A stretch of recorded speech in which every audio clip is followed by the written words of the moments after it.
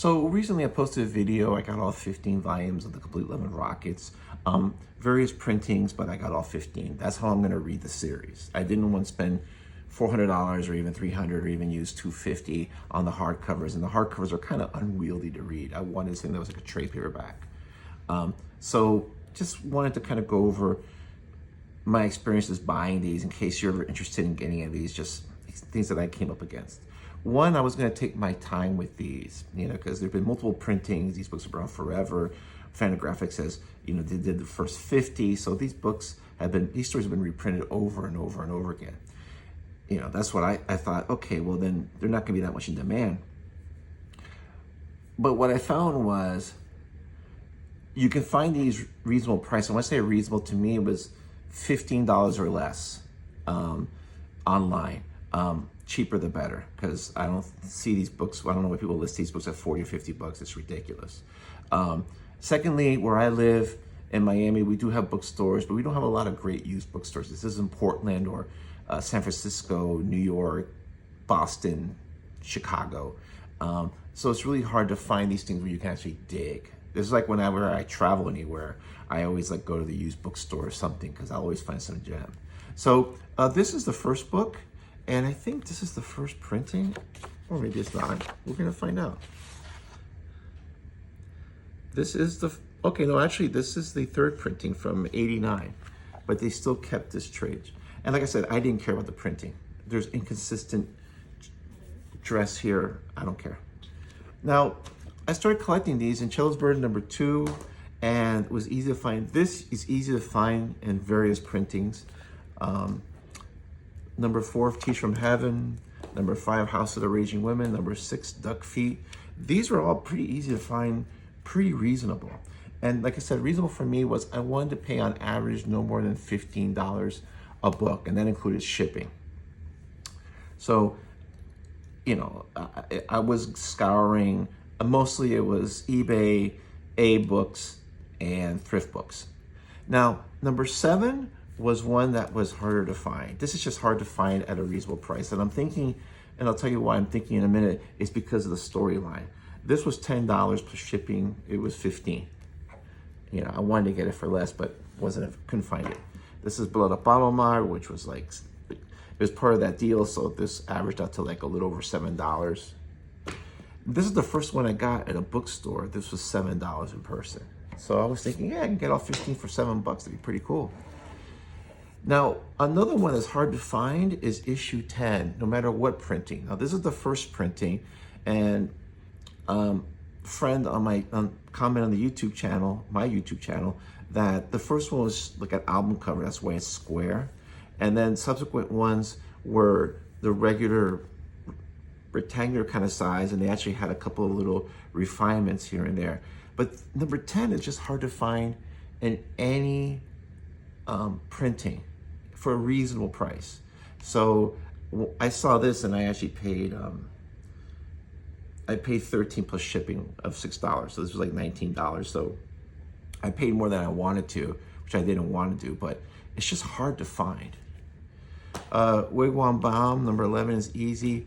Okay, this is the hardest one at a reasonable price I could find. I had this thing in my queue a couple of times, and I was dilly-dallying, kind of not pulling the trigger, and then they'd be gone. So I think it's because of the storyline, because the Death of Speedy and this are some of the hardest ones to find. This one I ended up paying, including shipping, it was 21 bucks, which really cheesed me off.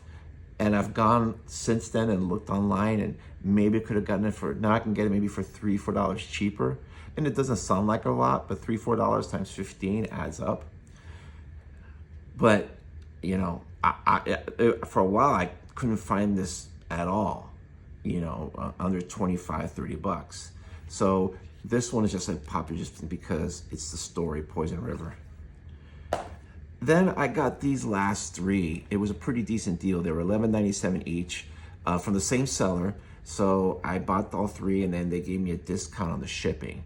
So these all came out to be like an average of $12 plus shipping for each one, which again is more reasonable. And I'm not even sure what printing this is. I don't even know if they did multiple printings of the last one.